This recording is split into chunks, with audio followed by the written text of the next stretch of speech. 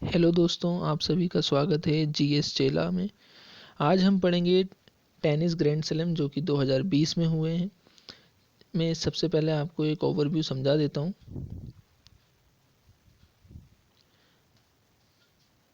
दो मिनट रुकिएगा आप।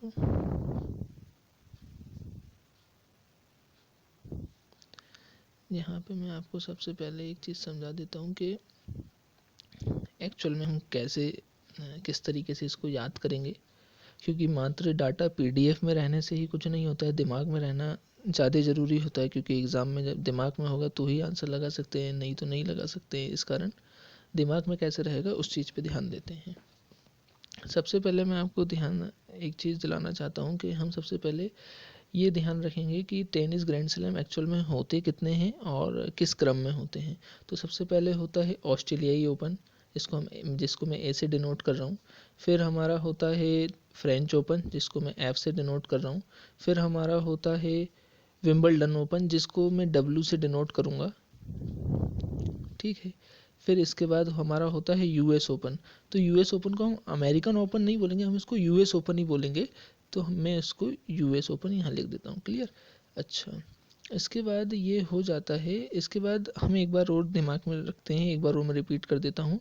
ए से अमेरिकन ओपन, एफ से फ्रेंच ओपन, डब्ल्यू से विंबलडन ओपन और यू से यूएस ओपन। क्लियर?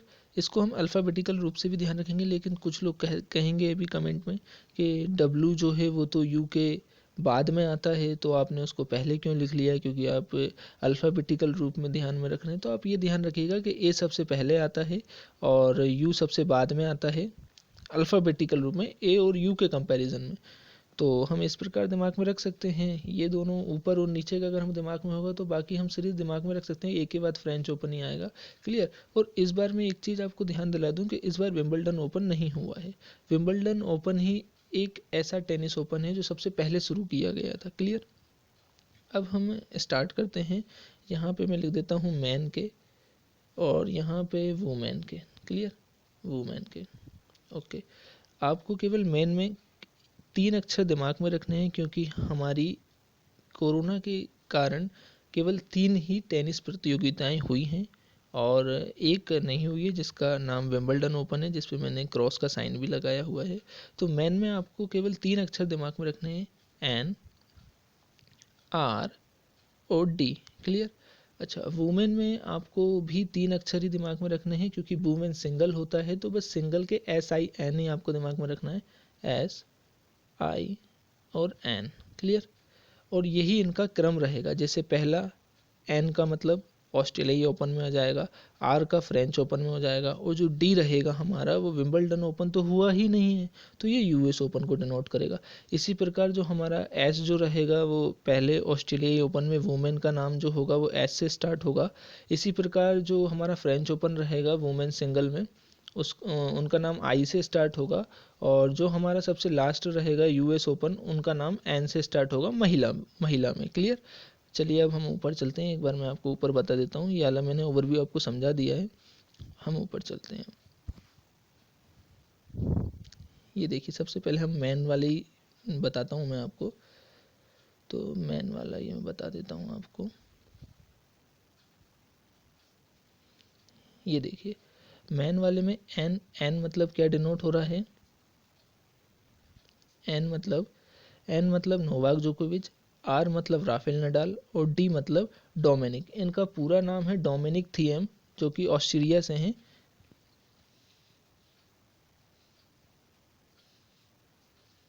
ये यहाँ पे ऑस्ट्रेलिया से हैं, यहाँ पे ऑस्ट्रेलिया आ गया है, ये आप दिमाग में रख लीजिएगा। ये थोड़ा गलती हो गया है, इसको मैं पीडीएफ अगर डालूंगा तो करेक्ट करके डाल दूंगा।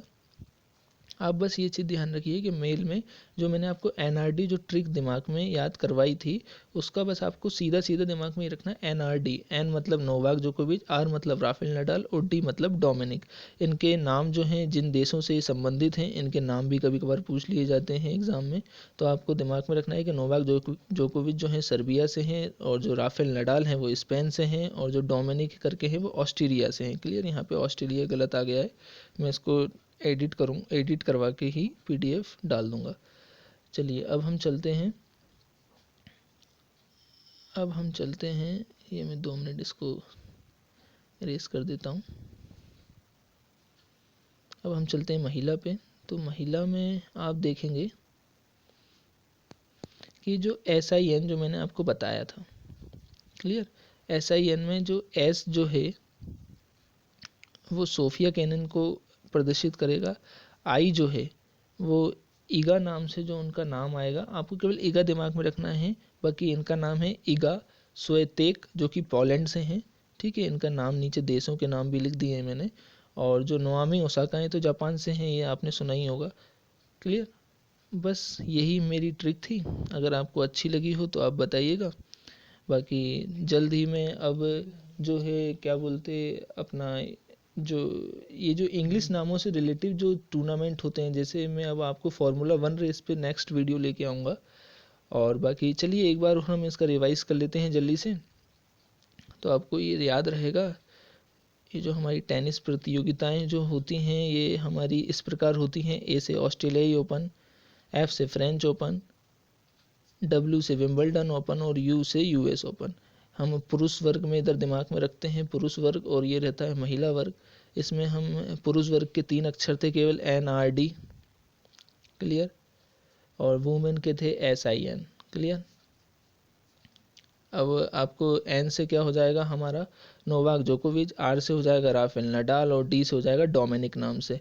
ये मैंने आपको पूरी विंबलडन के पुरुष वर्ग के एक झटके में याद हो गए NRD नाम से। वहीं अगर हम महिला की कहें तो महिला जो हमारी होंगे S से सोफिया कैनन जो कि अमेरिका से हैं, I से जो ईगा करके हैं जो पोलैंड से हैं, और N से नोआमी ओसाका करके हैं जो हमारी जापान से हैं, क्लियर। चलिए मिलते हैं नेक्स्ट वीडियो में, जब तक के लिए जय हिंद, जय भारत,